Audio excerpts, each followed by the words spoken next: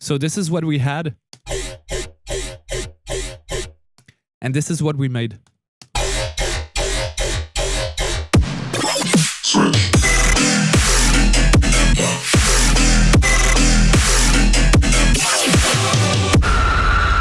Yo, what is going on? It's Draeden here, and today I want to cover a specific subject about synthesizer, how you can use a patch and use post-processing to really make the sound your own and make it more interesting. Because if you're just like me and you're making a sound but you're feeling like the sound from a patch could always use some improvement, well, this is the video for you.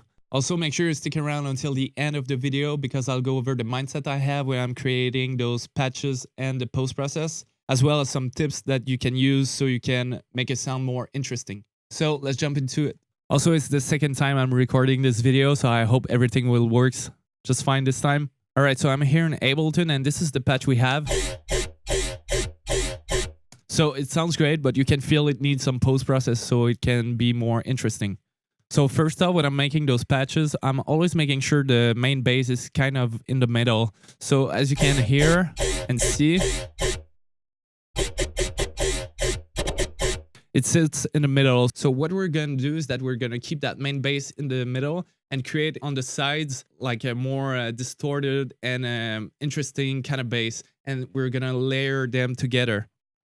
So I'll show you what I mean. So first what I did is that I group the effects. To do that, you only have to drag an effects like this and click Command or Control G like this. And click that little button right here. Now we just open the chain. So to create another chain, just right click right here and create chain.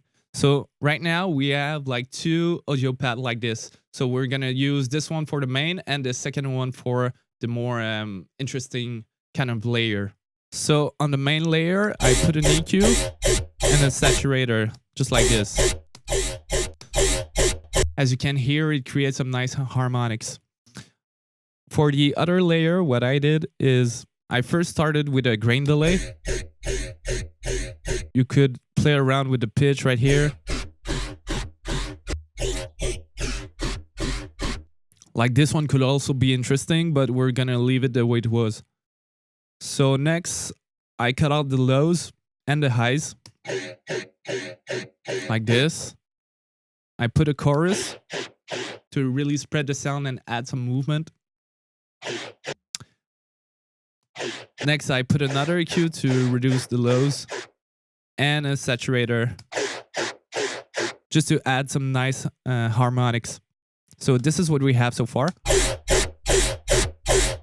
You can already tell that it sounds more interesting than what we had. Next, I just put a fat rack. The fat rack is only there to glue the sound together and add some nice harmonics to the sound. I won't go over what a fat rack is. You can easily find this on YouTube. I think the first guy who made a video about that is Virtual Riot, so we'll just keep on moving.